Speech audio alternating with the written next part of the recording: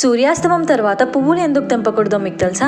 నేను చెప్తా. మార్నింగ్స్లో plants photosynthesis కోసం సన్లైట్ని యూజ్ చేసుకుంటాయి. ఈ ప్రాసెస్లో కార్బన్ డైఆక్సైడ్ని అబ్జర్బ్ చేసుకుని ఆక్సిజన్ని రిలీజ్ చేస్తుంది. కానీ సన్సెట్ తర్వాత ఫోటోసింథసిస్ ప్రాసెస్ని ఆపేసి ఆక్సిజన్ని అబ్జర్బ్ చేసుకుంటుంది. నైట్ టైంలో ఫ్లవర్స్ తెంపడం వల్ల వాటికి ఉన్న న్యాచురల్ ఆక్సిజన్ సైకిల్ డిస్టర్బ్ అయ్యి ప్లాంట్ హెల్త్ అండ్ గ్రోత్ ఖరాబ్ అవుతుంది.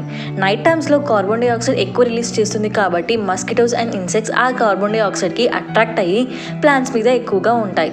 ఆ టైంలో మన ఫ్లవర్స్ తెంపిన ప్లాంట్స్ని ముట్టుకున్న మనకి హామ్ జరుగుతుంది అండ్ పాలినేషన్ ప్రాసెస్ని కూడా డిస్టర్బ్ చేస్తుంది.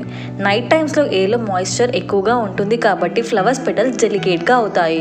అప్పుడు ఫ్లవర్స్ని తెంపడం వల్ల వాటి లైఫ్ స్పాన్ తగ్గిపోతుంది. మాల్లో యూజ్ చేసిన ఎక్కువసేపు ఫ్రెష్గా ఉండవు. సన్సెట్ తర్వాత టెంపరేచర్ డ్రాప్ అయ్యి ప్లాంట్స్ స్ట్రెస్ తీసుకుంటాయి.